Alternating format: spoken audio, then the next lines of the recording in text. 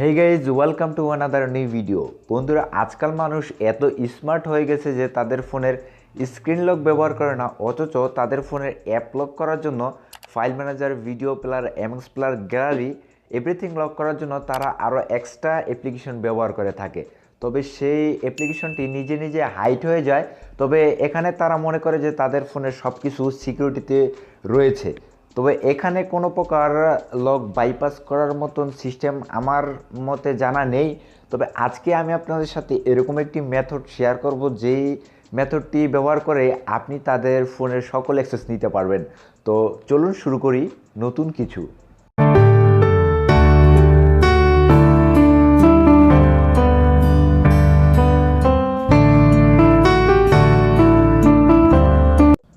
Alright বন্ধুরা, যারা যাদের ফোনের অ্যাপ লকগুলো করে থাকে, আমি শিওর যে তারা তাদের ফোনের ক্রোম ব্রাউজারটি অবশ্যই আনলক করা রাখে এবং তারা ভুলে যায় লক করতে। তবে অবশ্যই আসল ট্রিকটি হলো এই ক্রোম ব্রাউজারের ভিতরে। তো প্রথমে আমি আপনাদেরকে দেখে এনেছি, আমি যখন আমার ফোনের গ্যালারিটি ওপেন করি, ওপেন করার সাথে সাথে আপনারা এখানে দেখতে পাচ্ছেন যে একটি প্যাটার্ন লক দেওয়া রয়েছে। এই লক কোনোভাবেই খোলা সম্ভব না।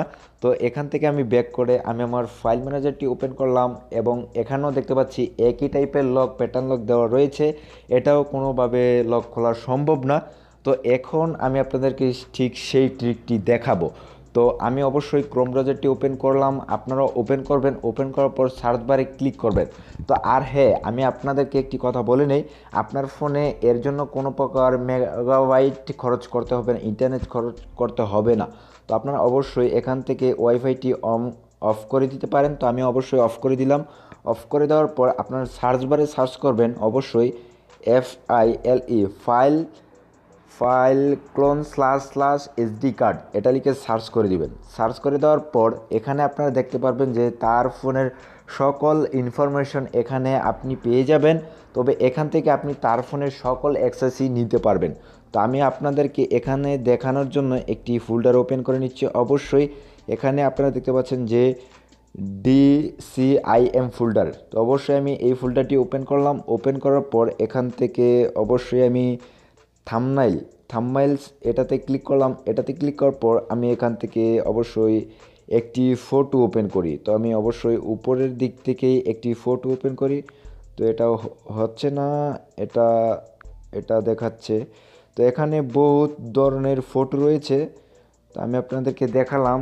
তো আপনারা দেখতে পাচ্ছেন যে আমার ফোনের যেই যতগুলো ফটো রয়েছে এখানে দেখাচ্ছে।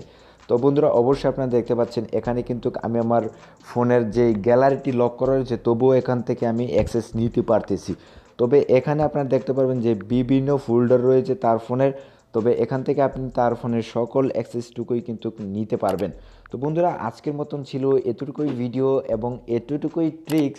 যদি আপনাদের কাছে ভালো লেগে থাকে অবশ্যই লাইক, কমেন্ট অ্যান্ড শেয়ার করবেন।